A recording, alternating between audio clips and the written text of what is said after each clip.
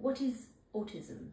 Autism, which my daughter Anita was diagnosed with when she was about 3 or 4, is a lifelong condition, which is it's a disability, so it's a learning disability, and it's a whole spectrum. So you will probably have 2 autistic people who aren't the same, and it presents with so many different things. So, but mainly around socializing and communication, kind of difficulties and challenges with that. But things can be addressed to help the child.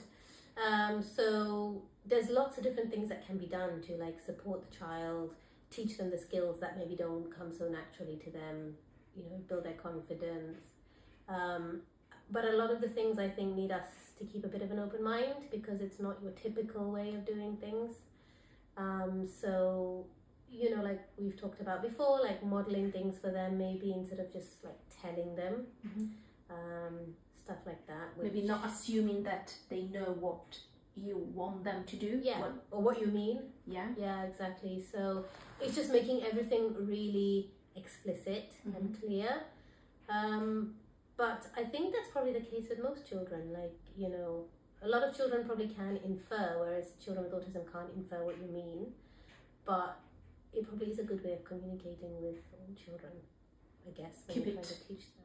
Direct and very clear. Clear and simple. Simple. Yeah, exactly. So instead of saying, it's time to brush your teeth because after dinner you should, to keep it, you just say, go to the toilet and brush your teeth. Yeah, exactly. As you would do to any young kid who needs to understand instructions. Yeah.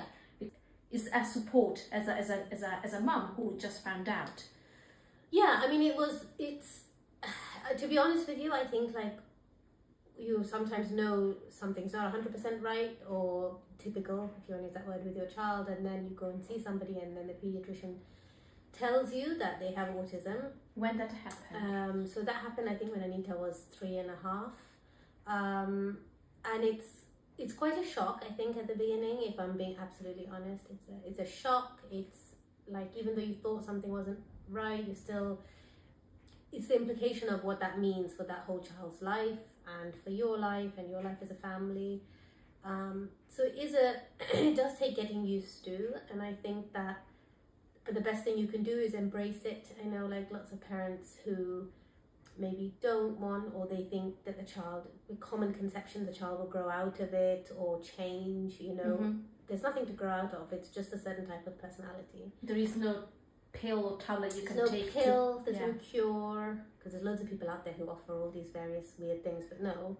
And there is a lot of help out there. I think that the main thing is that you have to be, unfortunately, a bit more proactive and ask for it. There's lots of support, therapy groups, play groups that like the government run, school run, nurseries run, like medical professionals from the NHS they run, but there's no one person who is going to find all of that out for you and tell you what everything is and what you need. It's like a learning process, I think, if it's the first time you've had a child with autism, for the parent.